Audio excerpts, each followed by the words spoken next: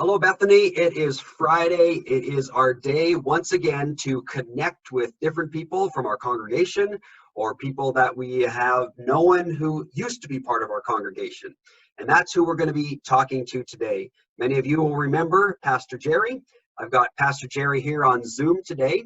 And I thought it would be kind of fun to catch up on how he is doing, how Renee is doing, and particularly how he is doing in his ministry, also facing COVID-19.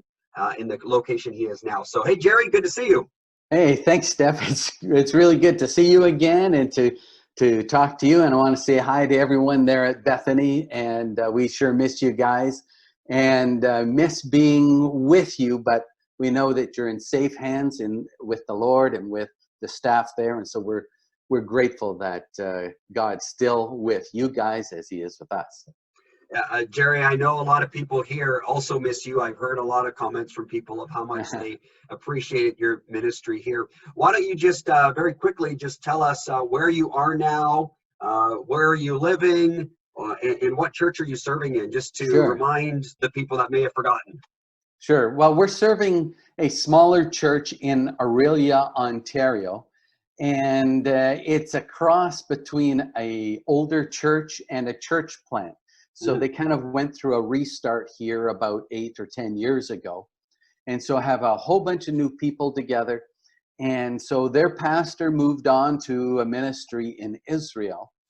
And our role with this church is to help prepare them for their next steps. So we're working with the board, helping them to figure out next steps, helping to keep the congregation connected.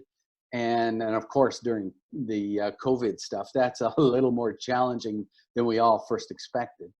And so our role is to get them to the place where they're ready to call their next pastor. So maybe Christmas time, maybe early New Year. That's what we think, but we're trying to follow the Lord's leading on that one. That's great. Yeah. How are you and Renee doing just personally? You're closer to some of your grandkids now and family, and you've made this big move. How are you guys doing? Yeah, of course. Huge move across the continent. And it's been nice. We've been connecting with our kids on a regular basis. We've stopped in to see them. It seems funny to stop in and see them for just a couple hours and then move on. Mm-hmm. And then my mom's husband, my stepdad, passed away here about a month or 6 weeks ago.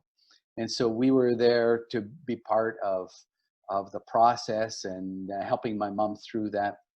And so it's been good to be around to connect with family. And for Renee and I, it's we're used to being a little bit nomadic, but lots of changes again and living in smaller quarters. And some of our stuff's in storage and some of it is with us. And so lots of changes. But I do think the Lord has been stirring in our own lives and using this time of change to work on our own hearts. And sometimes the Lord does that, shakes things up to get you to pay attention to something within your own heart. And I think that's what He's doing with us too. Yeah. So you're working on your heart, the Lord's working on your heart. Yep. How are you doing working on your beard? As you can see, it's grown a little since I left Ontario. I've had it trimmed a couple times, but there's also a few other guys in the church who sport beards. And so it's kind of interesting to compare how it's all going. And so I have lots of support that way. I have to pass on to you some very sad news. So Ed Dublin, right? Yeah. Yeah, he had to shave his beard off completely.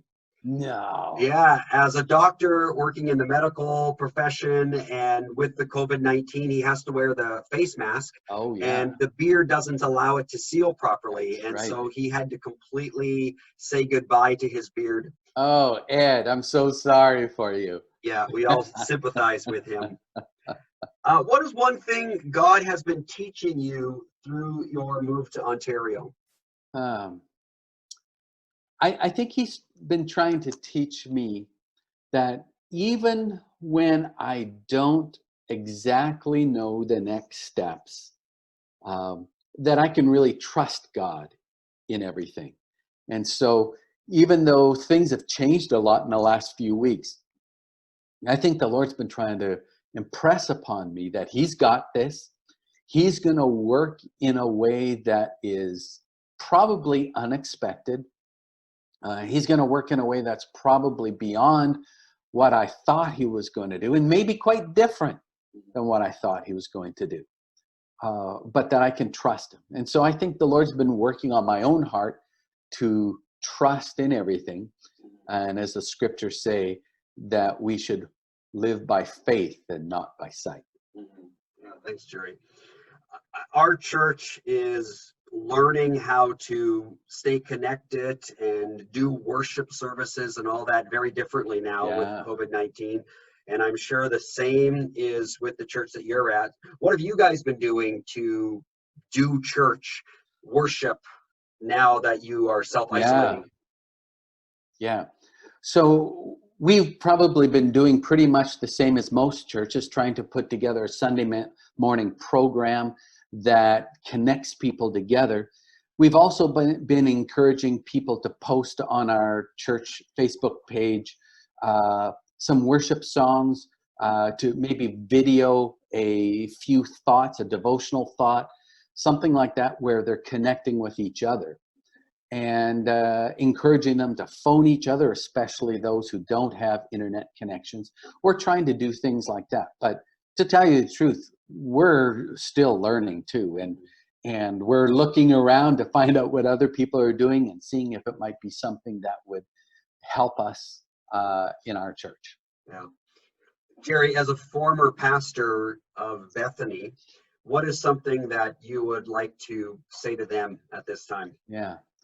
I think I want to say thank you so much for the open-heartedness that you had towards Renee and I while we were with you. That was a very positive experience, and I grew a lot and learned a lot. And in some ways, it's been part of how God's prepared us for this next step. And where we're working here, both Renee and I are working with the board and helping to train the board and helping them to know what a board and what elders do. And, we learn so much helping the church go through its own processes of structural change. So I want to say thanks for your open-heartedness to us. I want to encourage you to hang in there and look after each other and keep supporting what God's doing, and who knows what God will do through all of this. And might be different than any of us had expect, but I do think God's going to do something. Thank you so much, Jerry. And I want to, on behalf of Bethany, also thank you for your years of service here and the way you blessed and touched so many people's lives while you were here. Thanks very much. Thanks very much. All right. Well, we'll see you later. All right. And I wish you well as you continue to just navigate all the new changes. Yeah. Thanks a lot. It's been so good seeing you folks.